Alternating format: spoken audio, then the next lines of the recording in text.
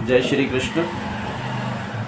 भगवान श्री कृष्ण के पावन जन्मोत्सव जन्माष्टमी की सबको बहुत बहुत मंगलमय शुभकामनाएं। आज जन्माष्टमी का पावन पर्व है। भाद्रपद कृष्ण तो भगवान श्री कृष्ण ने पापियों के नाश के लिए, पृथ्वी के उद्धार के लिए आज इस धराधाम पर अवतार के रूप में जन्म लिया। आज उनका पावन दिवस है और इस पावन दिवस पर हम उनका पूजन कर पुण्य के साथ साथ अपनी कामनाओं की भी पूर्ति कर सकते हैं। तो आज हम आपको सबसे पहले भगवान श्री कृष्ण की पूजन की विधि बताते हैं कि आप भगवान श्री कृष्ण का किस तरीके से पूजन करके अपनी सर्व कामनाओं की सिद्धि को प्राप्त कर सकते हैं।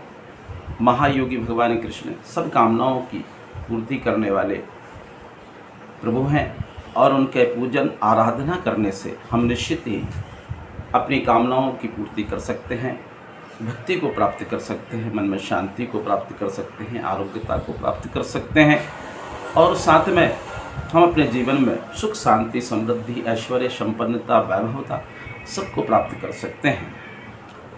भगवान प्रभु का जन्म तो रात्रि में मध्याह्न काल 12 बजे के करीब हुआ है और सामान्यतः उनकी आरती पूजन अपन रात्रि में 12 बजे ही करते हैं, लेकिन इसके पूर्व हम कुछ क्रियाओं को करके उनकी कृपा को प्राप्त कर सकते हैं।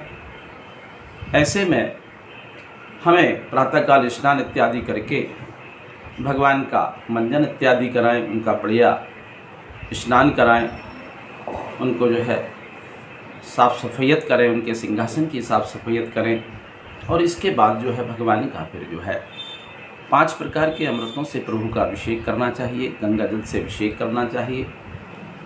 इसके पहले भगवान को यथास्थान बैठाकर उनसे निवेदन करें कि प्रभु मेरी सर्व कामनाओं की सिद्धि दें मुझे और साथ में मुझे जो है आपकी कृपा प्राप्त होती रहे, जिसमें मैं अपने जीवन में सुखी रहूं और आपकी भक्ति को प्राप्त होता रहूं। तो सबसे पहले प्रभु का आह्वान करें।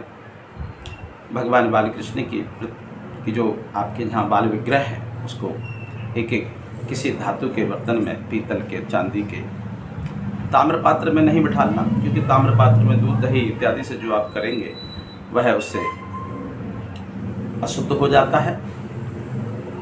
तो सबसे पहले भगवान का आप स्नान कराएं, 4 बार स्नान कराइए उनका।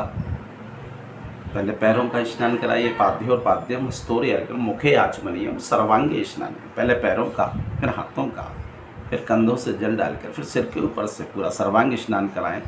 फिर दुग्ध से स्नान कराएं, कामधेनु का, माता गाय का दूध हो तो बहुत अच्छी बात है। फिर दुग्ध से पया स्नान कराकर प्रभु का शुद्ध जल से स्नान कराइए। फिर दधी से स्नान कराएं, दधी के स्नान के बाद फिर शुद्ध जल से स्नान कराएं। फिर शुद्ध जल से स्नान कराने के बाद भगवान का जो है घृत से स्नान कराइए। घृत के स्नान के उपरांत फिर आप शुद्ध जल से भगवान का स्नान कराएं। इसके बाद जो है मधु, शहद से स्नान कराएं और शहद से स्नान कराने के बाद शुद्धोत्तम स्नान। फिर प्रभु का जो है आप इक्षु शक्कर से स्नान कराइए। शक्कर से स्नान कराने के उपरांत फिर जो है आप भगवान का पंचामृत से स्नान कराएं, चंदन से स्नान कराएं, इत्र से स्नान कराएं, गंगा जल से स्नान कराएं, केसर से स्नान कराएं। विभिन्न विभिन्न वस्तुओं से भगवान का सुगंधित स्नान कराना चाहिए। स्नान कराने के बाद उनका बढ़िया उनको वस्त्र धारण करा करके यज्ञोपवीत उनको निवेदन कर उनके माथे पर चंदन का तिलक लगाएं और फिर प्रभु को सफ़ेद श्वेत तिल लगा उनको अर्पण करें। पुष्प इत्यादि, तुलसी पत्र उनको चढ़ाएं और फिर प्रभु को जो है नैवेद्य के रूप में बढ़िया मिश्री मक्खन का भोग लगाइए, पंजीरी का भोग लगाइए और फिर जो है उनको आसन पर विराजित करिए। विराजित करने के बाद जो है प्रभु का, जैसे आप जन्मोत्सव मना रहे हैं, प्रभु आज आपके घर में अवतार ले रहे हैं, जन्म ले रहे हैं, किसी फल इत्यादि को प्रभु का एक कटोरे में दूध रखकर उसमें उस फल को जो है 2 भागों में बांट दें। 2 भागों में हाथ से ही उसको बांटें और उस समय को ये माने कि प्रभु ने आज आपके घर में अवतार लिया है बालक रूप में और आपके घर की सारी सुख सुविधाओं को, संपन्नताओं को वो देने वाले हैं। इसके उपरांत प्रभु का थोड़ा होम धूप करके और उनकी आरती इत्यादि कर पुष्पांजलि करें, निवेदन करें। और इसके बाद भगवान का गोपाल सहस्त्र नाम, विष्णु सहस्त्र नाम, या आपका जो गुरु मंत्र है, या ओम नमो भगवते वासुदेवाय नमः, या श्री कृष्णाय नमः, या हरे कृष्णा हरे रामा, या जो भी मंत्र आपका इष्ट है उसकी आराधना करके प्रभु की भक्ति करें। 12 बजे रात तक उनका जन्म का उत्सव मनाएं। और इसके बाद जो है दूसरे दिन दधखाना का उत्सव रहता है। आपके लिए एक बड़ी महत्वपूर्ण बात है कि दूसरे दिन प्रभु को दधी का, मिश्री का, मक्खन का इसका भोग निवेदन अपने घर में करें। और ऐसा लगे कि भगवान श्री कृष्ण आपके जहाँ दधी खाने आए हैं, आपकी आठ मटकी का वो छेदन कर रहे हैं। और उसके उपरांत उस दधी का भगवान को नैवेद्य निवेदन करें और उनकी आरती उतारें। और उस नैवेद्य को जो दधी का है, मक्खन का है, मिश्री का है, उसको आप लोग खुद भी ग्रहण करें।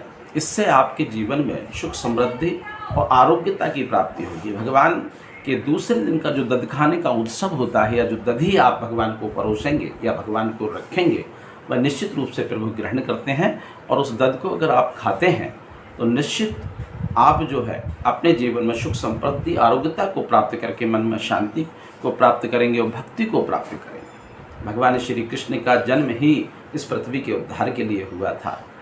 हर वर्ष हम उनका जन्मोत्सव मनाते हैं। इन क्रियाओं को जब आप करते हैं तो निश्चित रूप से आप अपने जीवन में धन्यता, सौभाग्यता को प्राप्त करेंगे। और आप ये प्रयोग करके देखें, आपको देखो अच्छा लगेगा। आपके जीवन में बहुत सारे परिवर्तन होंगे। भगवान कृष्ण का भजन करने से भक्ति की प्राप्ति होती है, आनंद की प्राप्ति होती है। रसिक भाव से करें, जप भाव में करें, तप भाव में करें, नच के करें, नृत्य करें, वाद्य यंत्रों का वादन करें, तो आपको बहुत आनंद की प्राप्ति होगी। सबको श्री कृष्ण जन्माष्टमी की बहुत बहुत मंगल शुभकामनाएं। सभी सुखी हों, सभी संपन्न हों, यही कामना। जय श्री कृष्ण।